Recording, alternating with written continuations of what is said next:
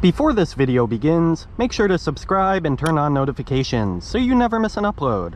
Also, be sure to check out my affiliate links down below so you can get discounts on different car mods and products. Alrighty, let's get into the review.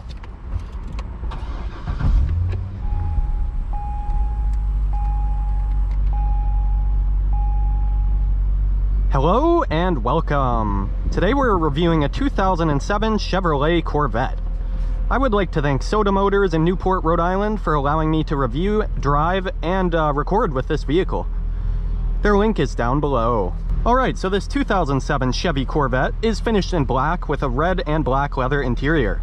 It has about 79,000 miles on it currently, and its stickers for around $28,000. This is the automatic. So of course, this is a single row two-seater coupe, and this is the convertible. This comes in with around a 3,200 pound curb weight. And as tested, it used to be close to $50,000 back in 2007 when new. Beneath a classic clamshell hood, this is powered by an LS2 6-liter naturally aspirated V8 engine, making 400 horsepower and 400 pound-feet of torque.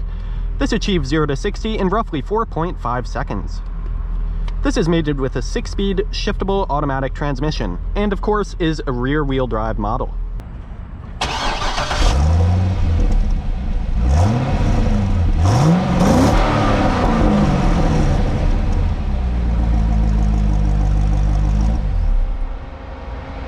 This gets an EPA estimated roughly 15 miles per gallon city and 25 on the highway, so nothing too terrible. For the wheel size, up front you do get 18-inch alloy wheels with 275 tires wrapped around them, and then in the rear you get an inch larger 19-inch wheels with 285 tires wrapped around those. Those are alloy wheels, and below that you do get some nice Corvette branded calipers, and you also get drilled rotors. This is before most of the new computer safety things. New safety features, but it does get automatic headlights, which is not all that common back in 2007, so that's pretty cool. And it does get a push to start button, which is pretty nice to have.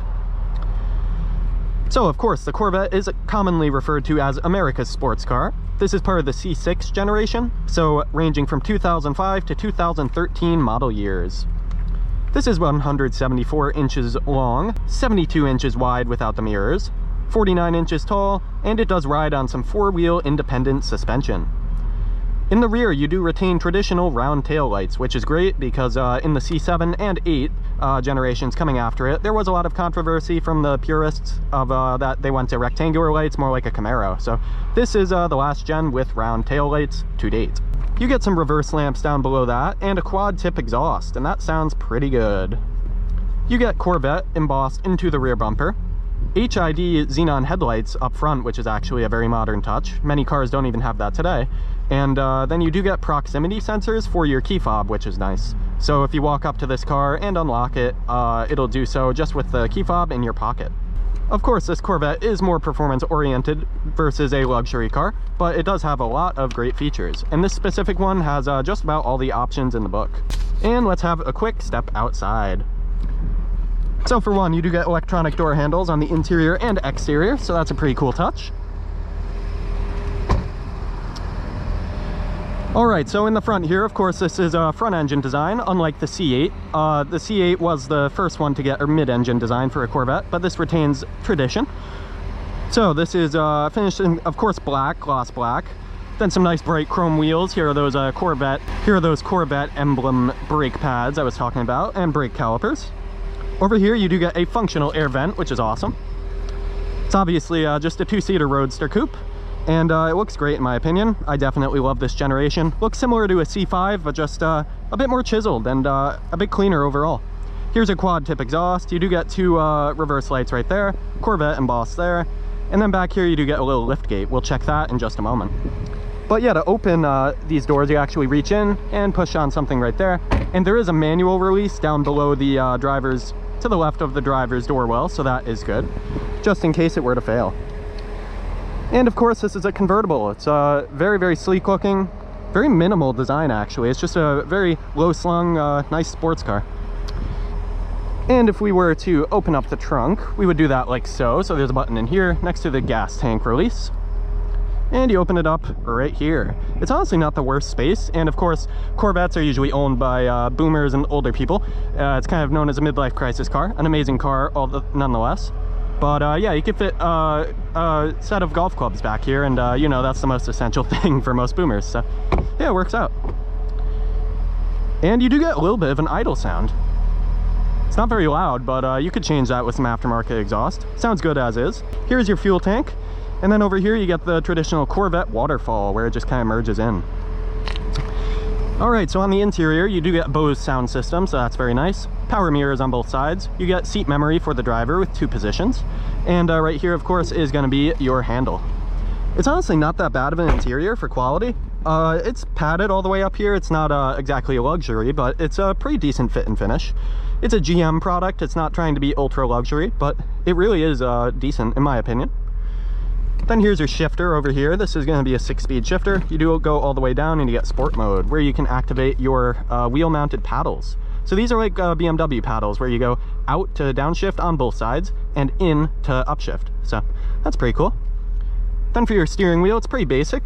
No real bolstering, but it is leather wrapped, feels very nice in hand. And then you do get a couple basic controls right there.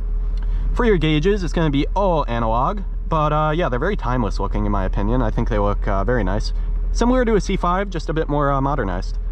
Up above there, you do get a head-up display, which is nice. So starting in the C5, so 1997 to 2004 generation of the Corvette, they took fighter jet technology and they put head-up displays in this all the way in the 90s, whereas that's a high option in most modern cars today. So yeah, Chevy has definitely controlled that for a very long time and has the origins of that, so that's very cool. Over to the right, you do get a fuel information.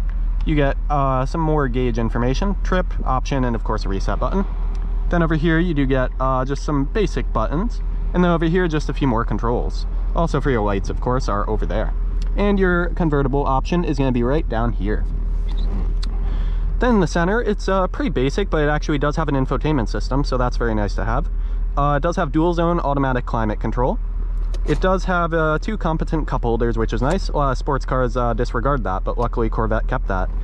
Here you have drive mode, so you have tour mode, sport mode, and then over here you get both the traction control button, and you can turn on competitive driving mode, which is like a early iteration of traction control and sport combined. Over here you do get, of course, a glove box. It's stamped, does well, it does its job. Over here you get a manual handbrake, so that's always nice for tradition. And for your seats themselves, they are going to be leather. They don't have extreme bolstering. They're comfortable enough. A lot of people complain about Corvette seats. I haven't driven this car very much yet, so we'll be able to comment on that in the next video. But yeah, overall visibility is pretty good. Tiny bit of a thicker A-pillar than I would prefer, but you're in a convertible. You can't really complain. You have great visibility all around. And you do get some visors, so those work like you do in a Corvette and any convertible. You just put them up, and it helps deflect some wind.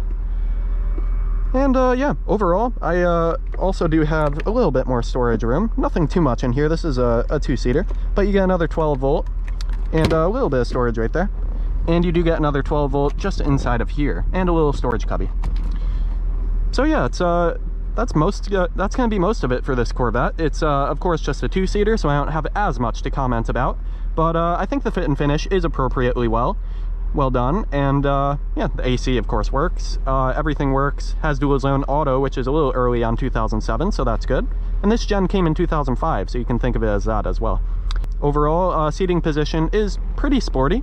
It's not exactly neutral, but it's very good. And yeah, it's very comfortable to rest your arms. So stickering about $28,000 right now. This is currently for sale through Soda Motors in Newport, Rhode Island. So be sure to check it out online. And be sure to check out both my POV drive, where I talk and discuss how I like driving this vehicle, and then a POV ASMR drive, where I do not talk and you can just hear the engine sing. Those will both be out soon on the channel.